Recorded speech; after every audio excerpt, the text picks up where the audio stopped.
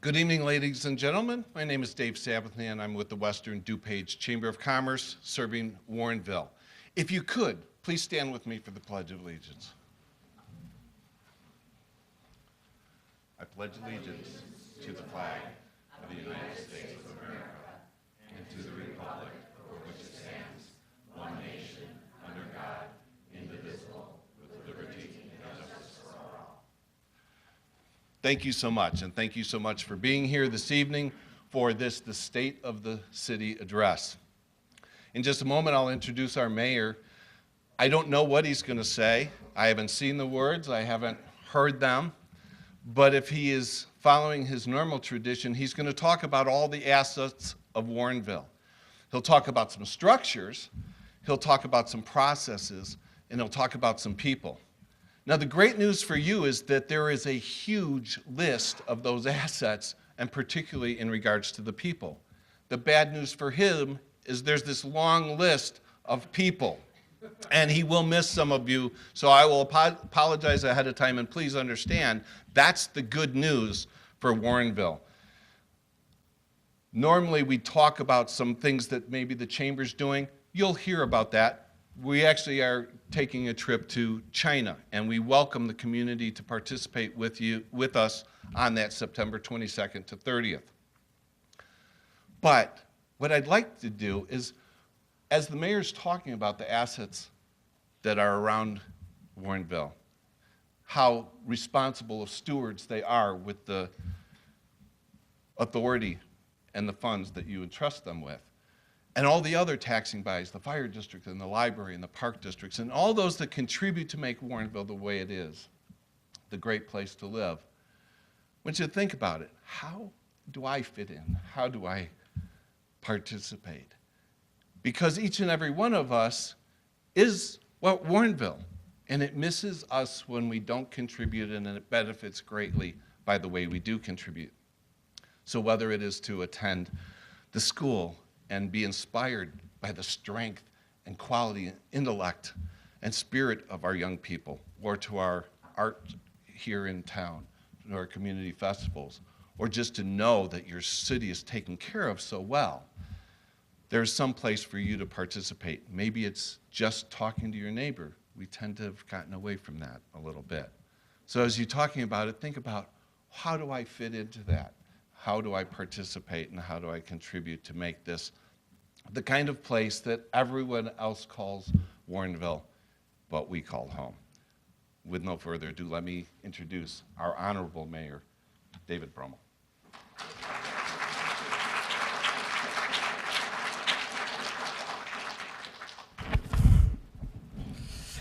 Well, good evening. Thank you for coming. I very much appreciate that you've joined me this evening to find out what's happened in Warrenville over the past year and what we're anticipating for the coming year. Special thanks to the Western DuPage Chamber of Commerce for providing the goodies on the way in. David, thank you so much. They do that every year. It's greatly appreciated. The list, as David alluded to say thanks to people is very, very long. If you want to have a good community, clearly it's a team effort. It's not just the person who's mayor. The team has to be of excellent quality also, and we certainly have that. We have the greatest staff that I could ever imagine working with. We have great elected officials. We have wonderful volunteers working in our commissions. We have great taxing bodies to partner with. The school district, the park district, the library district, and the fire protection district all provide us with services in an excellent fashion and help make community and help make Warrenville a better place. So thank you to all of the people and the citizens, of course. We find every year that some of the best ideas come from our citizens. We try to follow up on them and make them happen when we can. So we appreciate everything that everyone contributes to the community. And I'm going to try to give you an idea tonight of, again, where we were in the previous year and where we're going in the coming year by focusing on a few things. So we'll start with something that I discovered shortly after I was elected mayor in 2005. I made a copy of it and I framed it and put it on my wall in the office. And it's kind of been a reminder for me of what this job entails and So I'm going to read this to you tonight. Michael Crichton had this in the prologue to The Lost World. I'm sure he got it from some of the literature on complex systems. That's a thing. You can look it up. There are a lot of papers on complex systems and how they operate and their properties and all of that kind of stuff. But this spoke to me. Complex systems seem to strike a balance between the need for order and the imperative to change. Complex systems tend to locate themselves at a place we call the edge of chaos. Complex systems, we imagine the edge of chaos as a place where there is enough innovation to keep a living system vibrant and enough stability to keep it from collapsing into anarchy. It's a zone of conflict and upheaval where the old and the new are constantly at war. Finding the balance point must be a delicate matter. If a living system drifts too close, it risks falling over into incoherence and dissolution.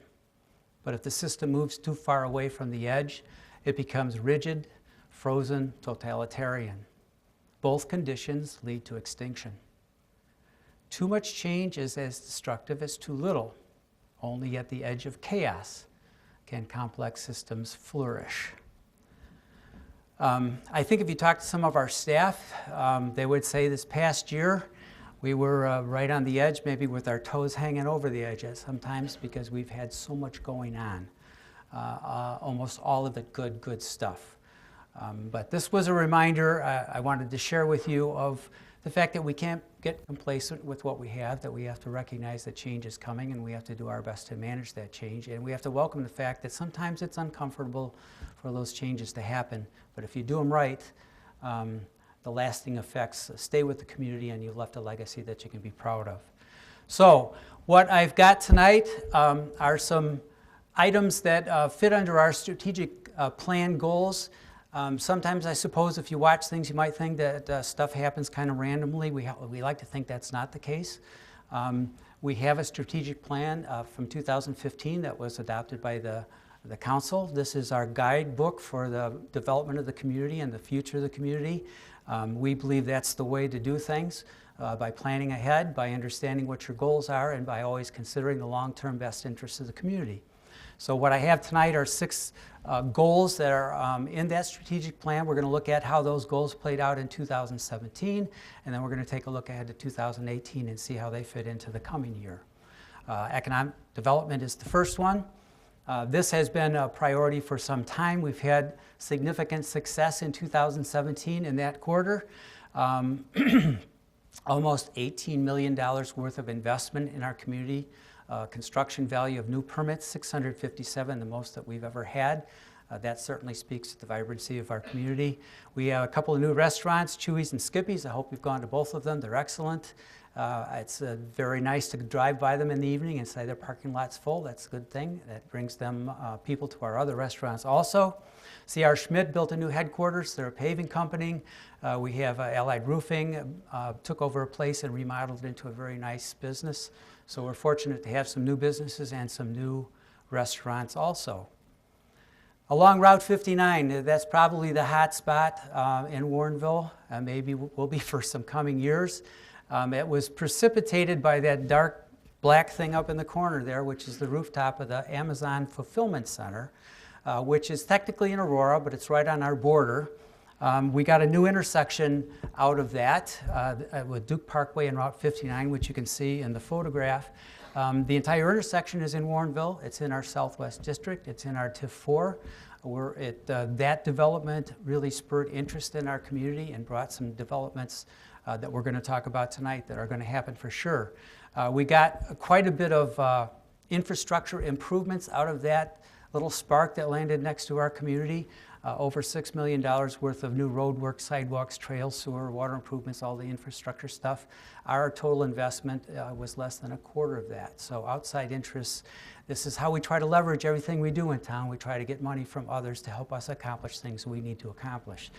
So I'm proud of the fact that we got all of that investment from others to help us do what we needed to do in Warrenville.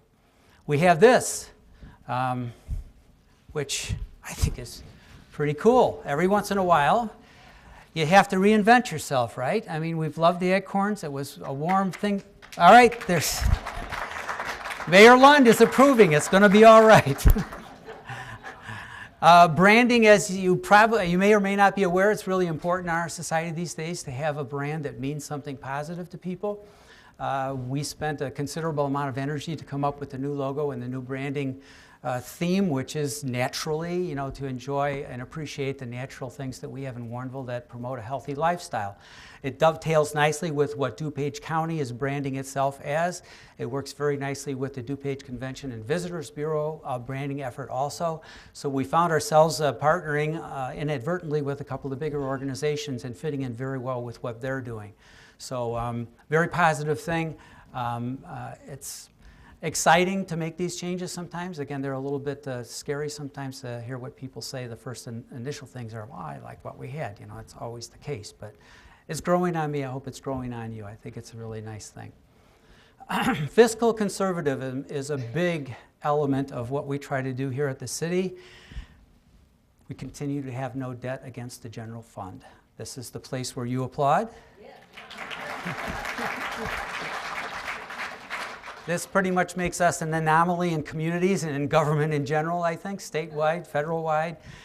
We don't spend money that we don't have. We save money for projects so that we can pay cash for them.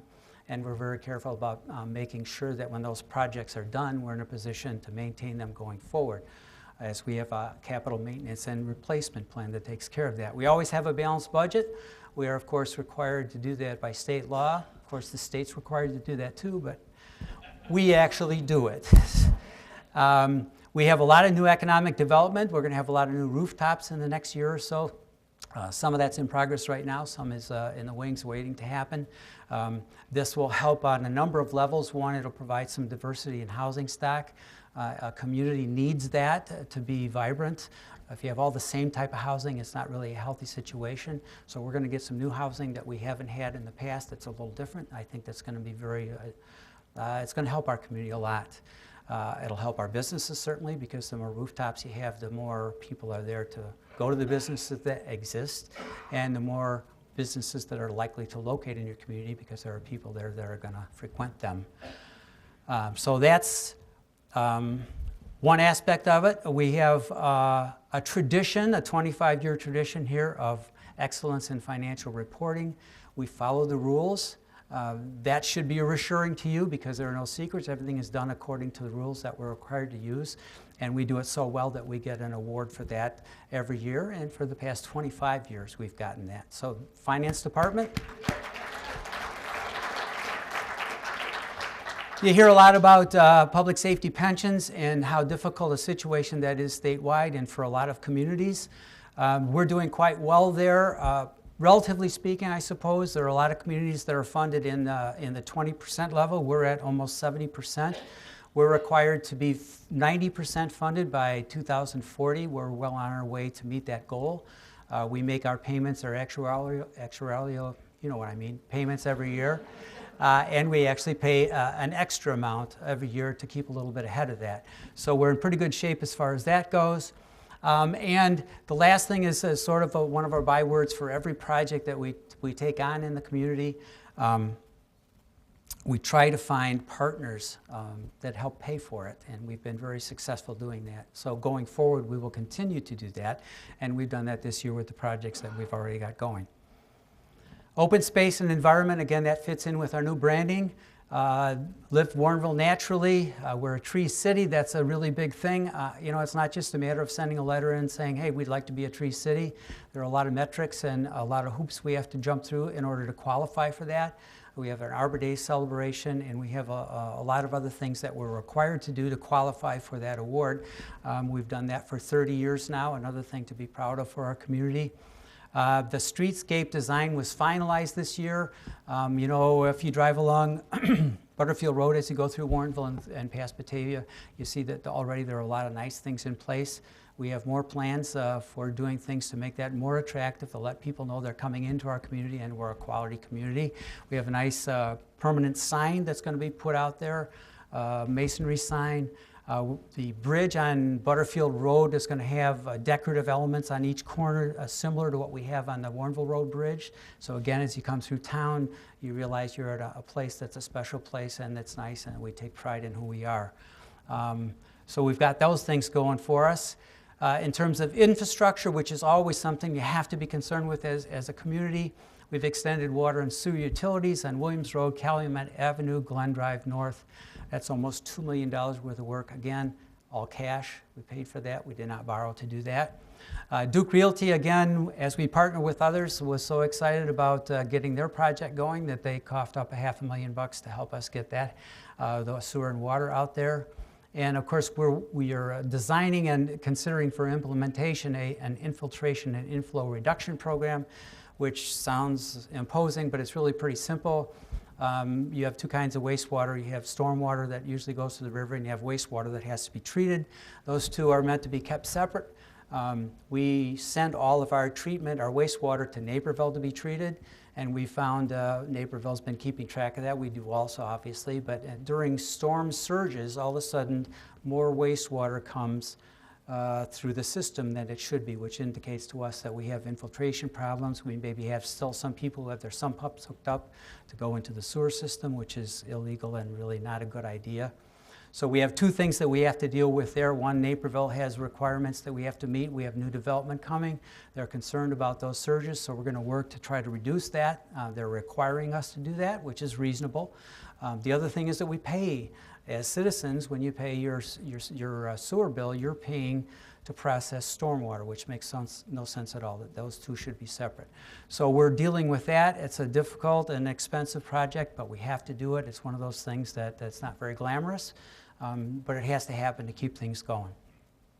Public safety is always a concern, especially these days. We've done some neat things. I think we had a community information seminar on heroin and fentanyl. This is, I don't think it's an exaggeration to say that it's an epidemic out there.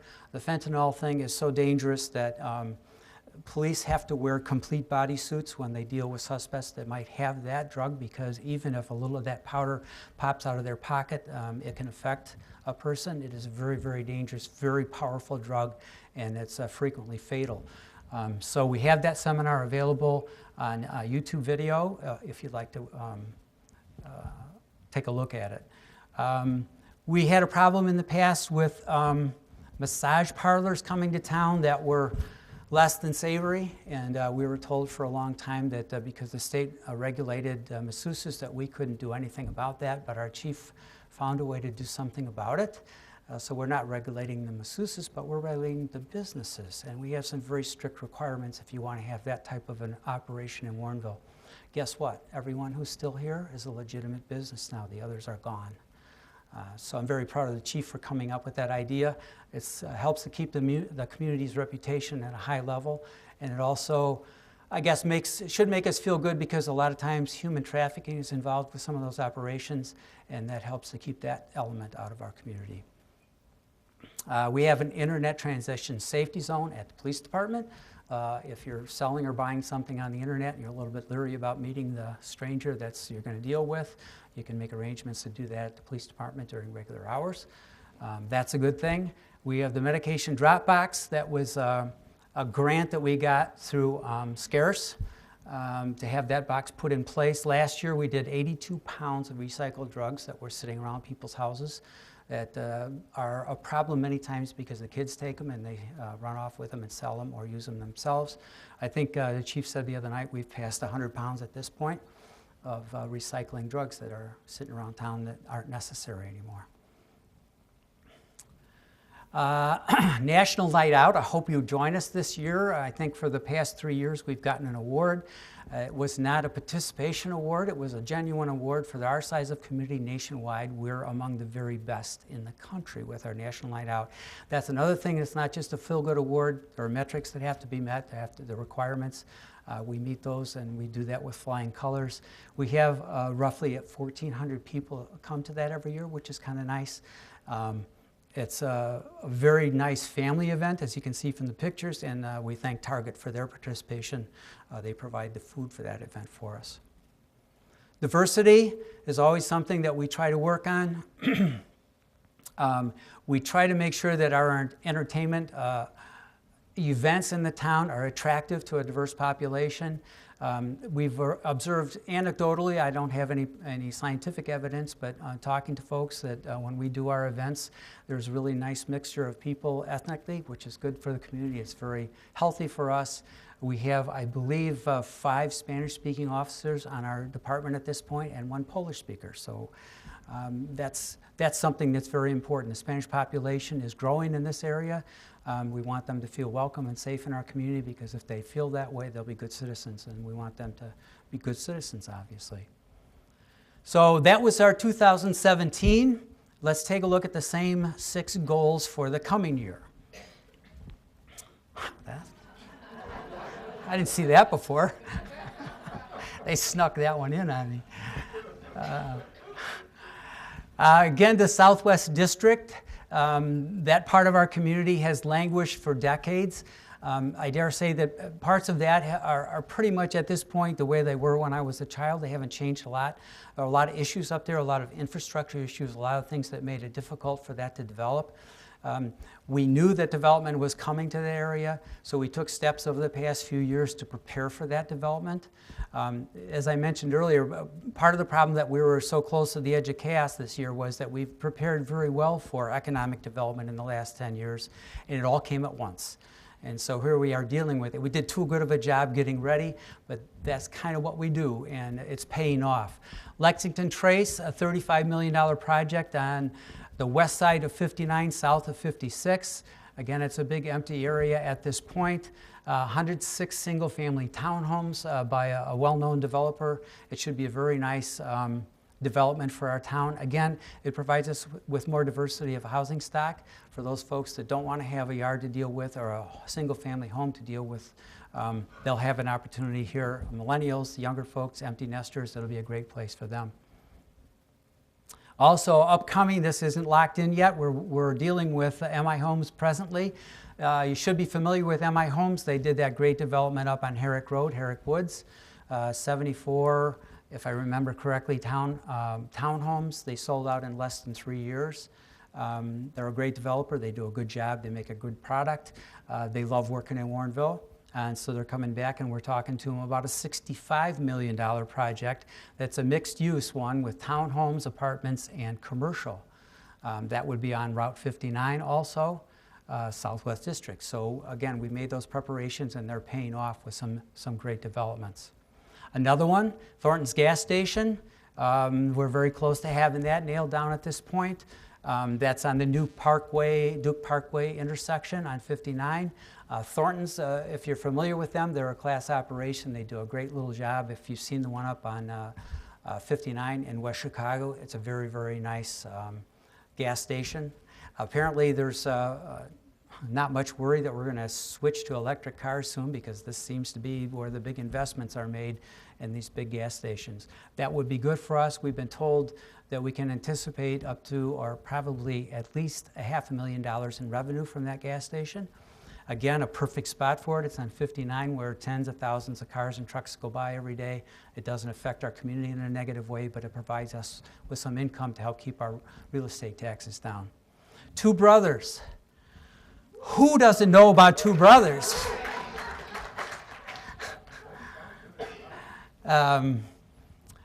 Two Brothers loves Warrenville, and the reason they do is sitting in the front row right here. The two brothers, Jim and Jason, decided that they wanted to be brewers at one point, I think about 18 years ago. Jim is an architect and Jason is a lawyer, I guess, but they determined that their future in life was brewing beer and not those professions. They were from Naperville. They lived in Naperville. They went to the city of Naperville first to say, hey, we would like to open a brewery here. And they got a letter back from the city of Naperville saying Naperville was not interested. I saw the letter. Jason showed it to me. They keep it. So what do? They came to Warrenville, got a hold of Mayor Vivian London. You know what Vivian said? Yes, let's do it. We'll find you a spot. And she did find him a spot. And that was, as I said, 18 years ago. And they are, I guess conservatively at this point, multimillionaires. They do this because they love it. They're passionate about what they do. Jim told me one time, you know, we could have sold out a long time to a big brewery, but what fun is that? We like brewing beer. $75 million at least development on the corner of 59 and 56, a regular campus that includes at this point a boutique hotel and of course their brewing operation and their brew pub and their coffee operation and probably distillation and goodness knows what else they'll get into. But it should be a very, very nice thing for the city of Warrenville. I wish I had $1 for every time a mayor said, we're going to steal those guys from you. And I go, no, you're not. They like Warrenville. Cantera development. This is, we have a couple things going on in Cantera. One of the things about, you may have noticed around the theater and the main event, there's a lot of parking lot, a lot of asphalt out there, far more than has ever been necessary. We have some outlots there that we have developers interested in changing those parking lots into something valuable for the community. Vanguard Cantera Apartments is one of those things. We're talking to them now. If I remember right, they've been to the Plan Commission for a courtesy review. Upscale Apartments, 242 units. I believe this is another, well, it's not quite a Texas wrap, the next one is. But again, this is a type of housing that's very popular right now. Younger people seem to have a different view of how they want to spend their time. They want to do things and have experiences, and they want to have fun, and they don't want to be raking leaves and scraping windows to paint them and cutting the grass. This will provide an opportunity to invite those people to come and live in our community. When they do determine that they want to have a yard and a bigger house, then hopefully they'll stay in Warrenville because they like it, but that's the idea. Also in Cantera, Riverview West has already been approved by the City Council. That's very nearly a $90 million project. That is what's called a Texas wrap. The apartments are wrapped around a core 4-story parking garage that's concrete, and then the apartments around that. These are upscale apartments also. Think in terms of coming home with 14 bags of groceries and you live on the 4th floor. You get to drive up to the 4th floor, get out of your car and go into your apartment rather than having to take an elevator or stairs. It should be very attractive to young folks. Both of these developments have the amenities that younger people, again, appreciate and want when they're living in an apartment. So they're we're pretty excited about them. This particular development has 3 different elements. It has the apartment building, the Texas wrap in the center, and then you see along the river and the path there are 60 townhomes. That will be very nice also. I'm sure that they'll sell quickly. And then on the very southern edge, there's a commercial element of 35,000 square feet. And if you're a fan of Starbucks, I'm sure there'll be a Starbucks there ultimately.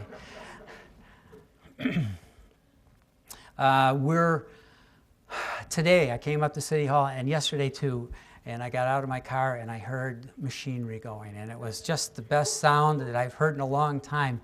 We've worked 10 years to get a nice development on that property. We finally got one. Earhart Construction has been in the business for 40 years. They have an excellent reputation. They're a great developer out of Wheaton. We are having 3 different types of homes being built in there, 13 cottage homes, 11 garden homes, and 3 single-family homes on Ray Street. It was a little, I guess, disconcerting the last couple days to see all the vegetation disappear from that property, but that's, of course, what they have to do in order to redo it. We had the same consternation, I think, when the river was cleaned up south of the town tap, and they took out all the scrappy trees and everything in there, and everyone said, oh my God, you're denuding the landscape, it's horrible. Drive by it now. Now that it's matured with the improvements that they've made and the restoration of the river, it looks great. The same thing for this development. Right now it looks rough, it's all empty, and you go, oh my goodness, what did they do?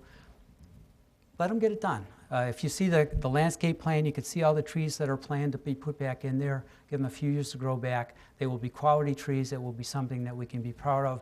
This is another one that I'm confident will sell out before it's built out. It's a nice place. It helps us in our downtown. It fits in with our economic plan, obviously, to get more rooftops in the downtown. You have those rooftops, you can attract the Starbucks and that type of an operation. So that's what we're about, and that's the type of architecture that you can look forward to seeing in that development. Warrenville Crossing is one that's a little bit nebulous at this point. This would be, I guess, would be the southwest corner of Batavia and Butterfield Road. If you've lived here a while, you might remember Craig and Family Savings was there for some time. If you lived here even longer, it used to be a Sinclair station, Howdy Pavers Sinclair station, where I can remember coming back from the University of Iowa with my little VW Bug and buying gas at 19 cents a gallon. That was a while ago. At any rate, it's empty now. It's mostly a detention pond behind the post office.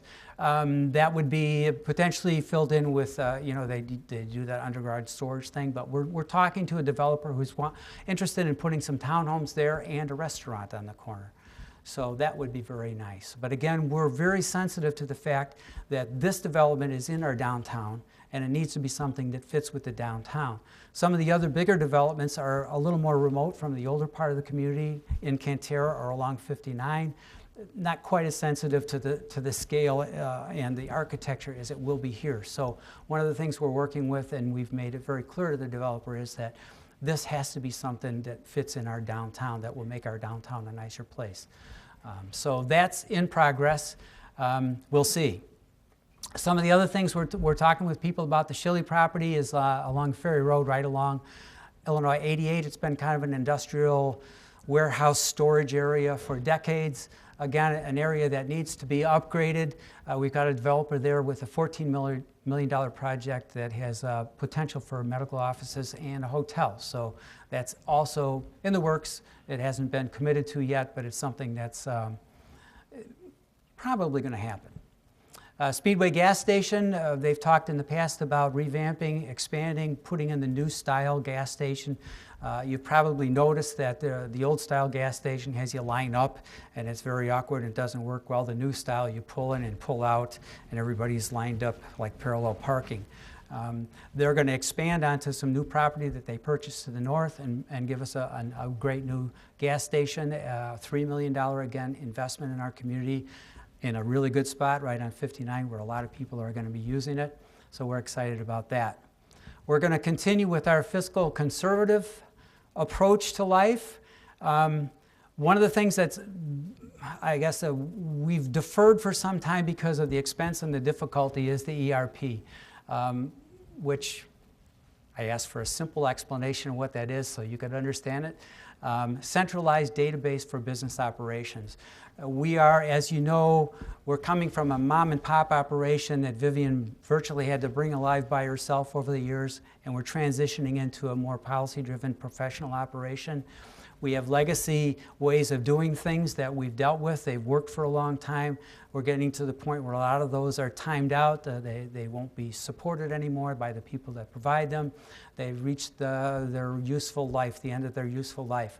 So we've determined that the only way to address this going forward, again, thinking long-term, what's best for the community, is to get a centralized system that we know is going to work, where our different departments can communicate with each other, where all the data is kept in a certain way so that it's easily accessible for the departments, and for our customer service level to be enhanced by the fact that we can now access information quickly and easily. And it also pulls us away from the paper way of doing things, which is pretty much how we have to do it now. So that's a big, big thing. It's going to start in May. It's going to go for about 14 months. The hard costs involved are $1.3 million. Again, that will be cash money. There are significant soft expenses involved. Obviously, staff has a lot of work cut out for them coming up, implementing that system. Not only do they have to do that, but they have to do their regular work. So when you see staff in the coming year, smile and tell them thank you, please, because they are going to be earning their pay for sure. Another thing that's very important to us that we've been working on for some time is the compensation study, so that we can remain competitive with our neighbors and also have internal equity with how we determine what people are paid.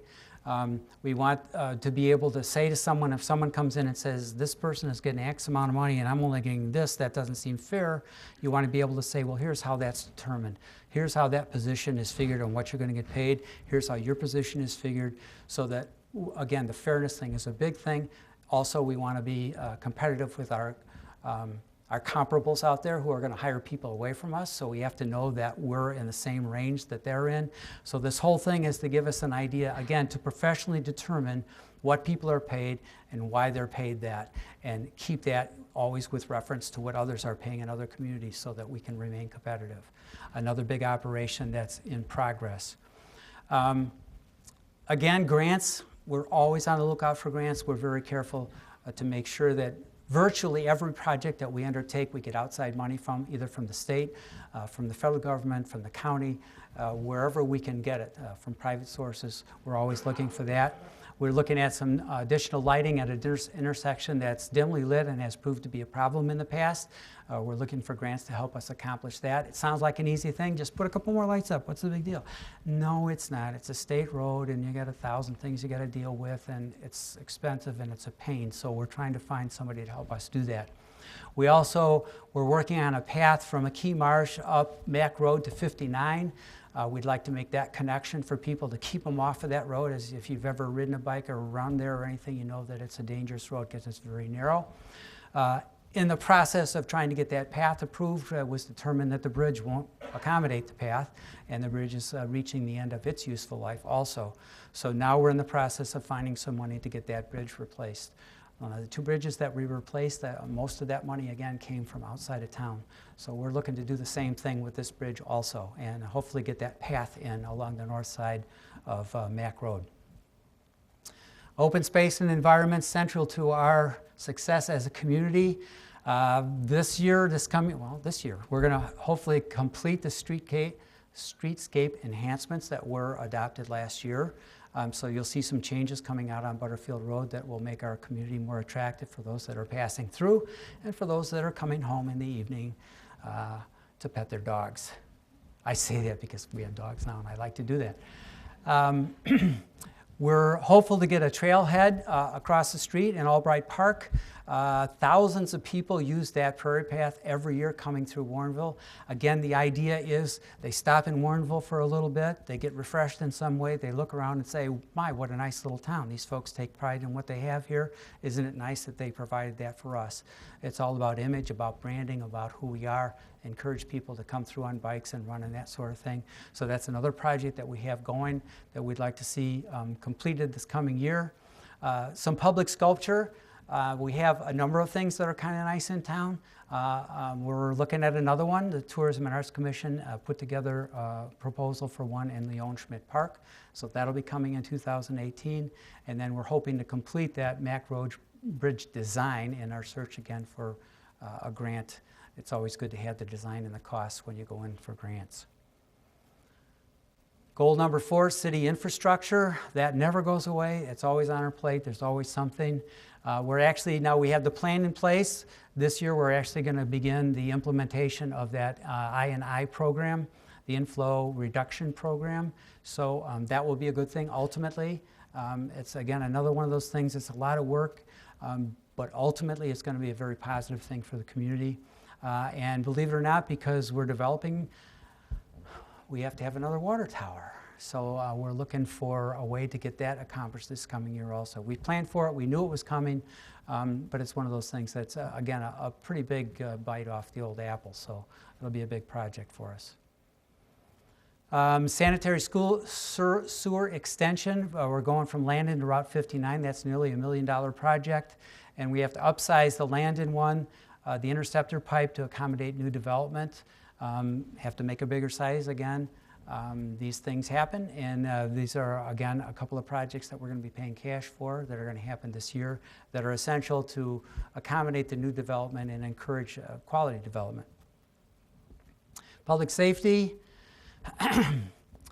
We had a couple of citizens come to a couple of our meetings with very valid concerns about illegal fireworks and how they are overused, especially around the 4th of July. It's now not just the 4th of July, but it's several days before, several days after. Pets get upset. There are people with PTSD. People sadly don't consider their neighbors when they're thinking about celebrating a national holiday. We're all for celebrations, but there has to be, again, some sort of I guess a limit to what makes sense. So that citizen got us thinking about this. So the chief is working on a proactive way to limit that problem and to shrink it down so that it's not such a problem going forward. Because again, if you think about it, if you're a person or if you've got a pet that cowers under the bed during the whole 3 or 4 day thing, or if you have a person who's sensitive to that, it's not a good thing. So we're working on that. We're going to continue our neighborhood roll call program. If you have the opportunity to participate in this, it gives you time to actually talk to some officers find out what they're doing, find out who they are. One of the single most important things in having a safe community is having communication between the officers and the citizens. This gives you an opportunity on a regular basis. You can go to the website, find out where they're going to be and when. Stop over and say hello. Take them a cup of coffee. I think when you get to know our officers, you're going to find that we have one of the finest departments around. Our people are top quality. We consistently have over 100 applications for a couple of openings. They want to come to Warrenville. Every year they have higher qualifications. We have a great reputation as a department. So get to know those officers. They're good people. They do a good job for us. We're going to add a couple of things. We have that medication box in City Hall, at the police department that's available for you. We also want to do a medication recycling event sometime this year, an electronics recycling event so that you don't have to go to another community to get rid of that old commuter. Probably won't take those big old TVs. I've got one of those too. Does anybody want an old big TV? I didn't think so. Okay, I guess it's going to stay in my basement. We have new speed trailers. These are kind of neat because they're not just an alert to you if you're going too fast. They're going to have blinking lights and stuff, and they'll get your attention to let you know. But they're also very sophisticated in that they gather a lot of information that the department can use going forward. How many cars are going through it, and what different times, what's their average speeds, all these things that the department can use for targeted enforcement and to see whether or not they're doing any good. But they're fairly expensive, but I think they're going to be very valuable in terms of information gathering for the department. Diversity, again, in 2018. We are always, when we're recruiting people, we're always aware that it's important to have that diverse population working for us. We try to increase that number every year. We're trying to get more communication on National Night Out because that is one of our signature diversity events, to get more and more folks coming to that. We're getting more of our materials in English and Spanish so that those folks feel comfortable again. The important thing is people, if they live in a community, they have to feel like part of the community, they have to feel welcome. We're trying to do that and to draw them into participation. We have volunteer boards and commissions. We have 70-some people serving on these volunteer positions. Some of them for decades. I see Tim Cosgrove in the back. 35 years, Tim, on the Plan Commission. We have several people like that, very dedicated. We always need new people.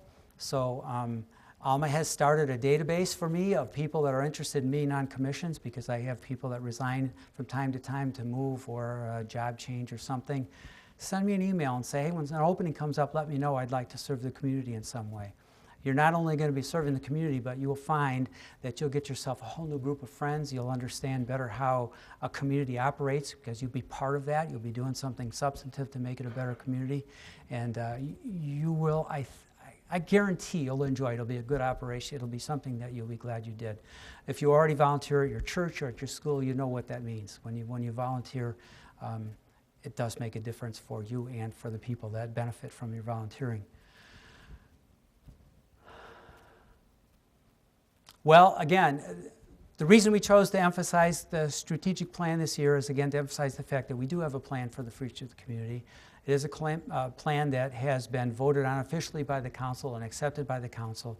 So we have these guideposts to help us for the future. We don't always manage to make everything fit perfectly, but this allows us, when we have developers who come and they're interested in talking about doing something in town, we can say, here's what we want. And this is not only what we want, but this is what's been voted on. This is something you can count on. That saves a lot of time. Either they're interested or they're not interested, and they have a gauge for knowing, well, what's the expectation? I can't just bring in my usual stuff and you guys are going to say, great, build it. No, it's going to have to be something that fits Warrenville that's going to benefit the community. So we're very proud. I'm very proud that the council has done that. It's a lot of work.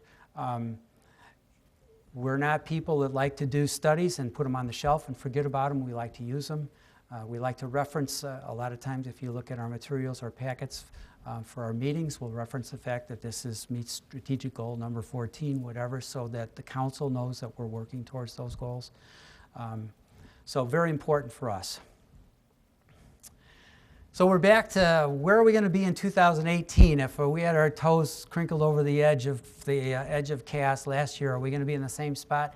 I don't think so. I think the thing to remember is that that sounds good, and it's, I guess, conceptually an idea that you can embrace and say, yeah, you can't be complacent and you can't be nuts. You got to be somewhere where you're actually accomplishing something, taking some risks, and sometimes it works and sometimes it doesn't. But that doesn't mean you're always right there on the edge. You get back sometimes. You need a little respite. We'll be out there close again. We have a lot of stuff going on. That's where I'm proud to say our staff and our elected officials, they flourish out there. They're good people. They want to make good decisions for the community, and they're not afraid to take on those difficult decisions. So we'll be there, not quite at the edge, I hope, most of the time, but we'll be there. So at this point, I don't want to have the last word. I would entertain comments, questions, suggestions, and I have a microphone. Does anybody want to add to the conversation? Is anybody still awake? To tell how far you've come, when I started, we kept all of the accounts by hand. And when they were forming the budget, the people upstairs would write all these numbers on papers. And then when we made a mistake or made a change, they had to rewrite all of these. So this is like light years. It is indeed. It is indeed. Oh, I should get rid of this. I made an omission at the beginning of the event this evening. I was going to add one more person that I needed to thank. I'm going to do that now. I've been involved in city government for over 20 years now. I started out on the Plan Commission for 2 years, then I was an alderman for 6 years. Now I've been your mayor for about 12 and a quarter years. So that's 20 years of civic involvement, and I have to say that not every moment was the best ever, but a lot of them were stellar, and I couldn't ever want to trade that for anything. It would not have been possible. I would not have been the person that would be able to do this without someone else in my life who's sitting in the second row here. I have to thank my wife for her support, her encouragement, her forbearance for the last 20 years, and for something else, and I bring this up because it's kind of unusual. August 10th of this summer, we will be married 50 years. Happy anniversary. And that's all I've got, unless you've got something else. Sheila. I can remember back when they came and they were a brewing supply store way off the beaten track, and now they've grown to be like my favorite beer ever. And so you are not thank alone. you, Vivian, for that, because I love a good beer, and they've certainly provided that. Can I stop you? Microphone for Vivian, please. She has a follow-up on that. When they called City Hall, I answered my own phone at that time. It was a different world. You don't have to even be in the building. And I answered the phone, and he said, this is Jason Abel, and I'd like to make an appointment to talk to the mayor. And I said, okay, when do you want to come? And he said, are you the mayor? And I said, yes. And he said, oh, the mayor answers her own phone. This is the town we want to be in. And they were, they spent a year in, one's an architect, the other's a lawyer, and then they went and spent a year in Germany to find out how to make beer. And they made their first beer in their grandfather's milk homogenizing or pasteurizing vat. And one had long hair, ponytail, and the other had facial hair, and not business suits. And it was kind of like, well, when they first walked in, and then they were so well spoken and so organized, and everything was always perfect, all their paperwork and everything. So they were a joy to work with. And they continue But to be. the first impression was like, oh. I think that's one of the neat things. Not only do they make a good product, they're really decent people. They're very nice people. Well, the other thing is, they can't go anywhere else to make their beer because it's Warrenville water that is so much like German water. So they'll never move to Aurora to make it. No. Fox River will not do it. Okay, anyone else? Otherwise, again, thank you for coming tonight. I appreciate it very much. Oh, Kathy? Hi, Dave. Thank you, and thank you for a great presentation this evening. I just wondered, I saw a significant amount of high-density housing in the planning. And I wondered if, as part of that, what kind of studies are done that address the long-range planning for additional, ancillary services, so like police, fire, convenience services, shopping, supermarket, all those kinds of things. Does that go into the planning as well, and what are the thoughts behind that? I would just say, yes, it does. Obviously, we consider that. It's an important consideration, making decisions that going forward will affect the community. I can't give any specific answers as to studies that were done. The developers that come in provide a lot of that information for us. We have our own people that work for us that provide that information also. Of course, having a looking glass too far in the future is very difficult, but assessing the impact on the needed services is a pretty easy thing, and we certainly do that. Again, this new type of housing, this is a lot of density housing, but we don't have that in Warrenville. It's something that's new to us, that's necessary to have that diverse housing stock. Be glad to have a conversation if you want to come in sometime and sit down with Ron and I. We'd be happy to meet with you and explain it in a more intimate detail. Steve? I don't need it. He's got his school voice here. So. There you go. I'm wondering why, or if, probably the better way to say it is, if in the public safety realm of things, if there has never been a discussion, or if there will be a discussion about it takes a village. And I'm going to let you pause on that for a moment. It takes a village. What does it take? What is a village? What am I meaning? It takes a village. What might I be thinking about? I'm thinking about our safety of our school children. And I don't have any answers. I've got a lot of thoughts, a lot of concerns. And what happens if it happens to one of our kids or grandchildren in one of our schools? I don't believe that federal government can do anything for us. I don't believe that state government can do anything for us. I do believe that it takes a village, and I've got some strong feelings about that. Okay. We are planning at an upcoming Public Safety Committee meeting to invite the school district over to discuss that very subject. So keep an eye on the agendas for that, and you're welcome to come back and ask those same questions to the people that are charged with making that safety happen. But we are as concerned as you are with the potential. Clearly, bad things can happen virtually anywhere at this point.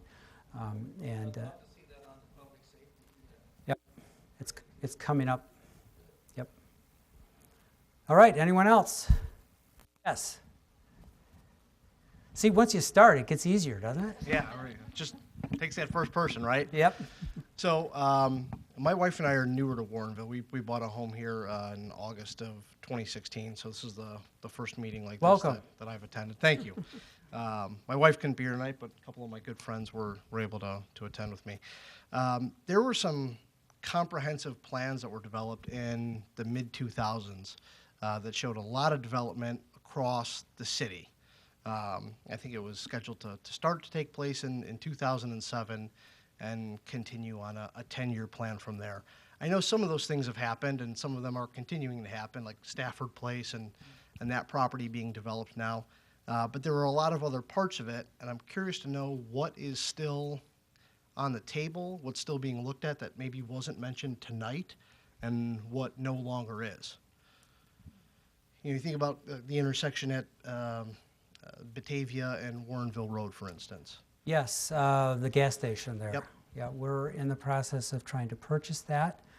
It's a contaminated site.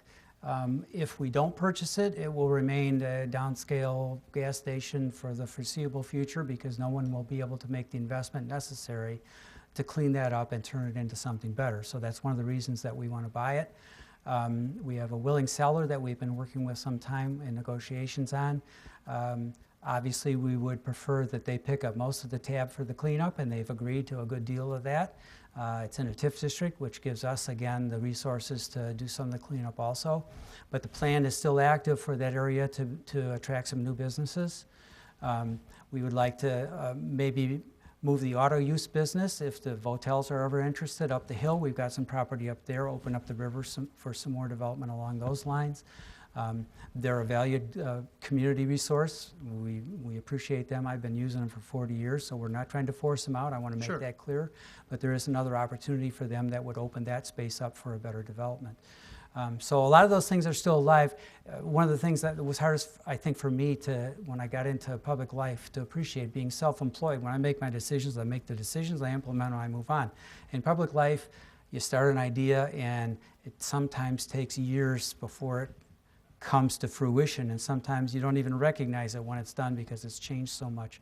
So a lot of these things are still going on the only thing I can tell you for sure that we're not going to have, and please, no cheers and applause, is a roundabout down there. That's not going to happen. We've taken that off the plan. So that's one of the things that won't happen, and then one of the things that there is potential for. And again, for this site across the street, there's some potential there if we can get the right development. Again, it's a real sensitive site, so we want to make sure it's the right thing. Is there an updated plan that shows some of the things that have been talked about tonight and what they are looking at or what you are looking at? Well, there's in a the future? Southwest District Plan. That's the big one that we're working on now. The other documents are probably a few more years older than that, but they're conceptual documents again. And they involve what we would like to see, not necessarily this is the exact building and the size and the business we want, but Sure. the time, the atmosphere. So those things are still valued. They have not been changed by the council yet at this point. And I'm sure that, again, as people come in with ideas for development, that'll all get bounced around. If you ever get chances to come to the Plan Commission, it's a great place to learn about what's going on in the community. They do a really good job of questioning these things and letting people know what we want, and actually putting developers on the hot seat saying, you know, we have a set of standards, and if you want to work here, this is what you're going to have to do. And it's a good way to keep up with what we're talking about. Great. Thank you. Sure. Okay, who wants to go to Two Brothers? Thank you again for coming tonight.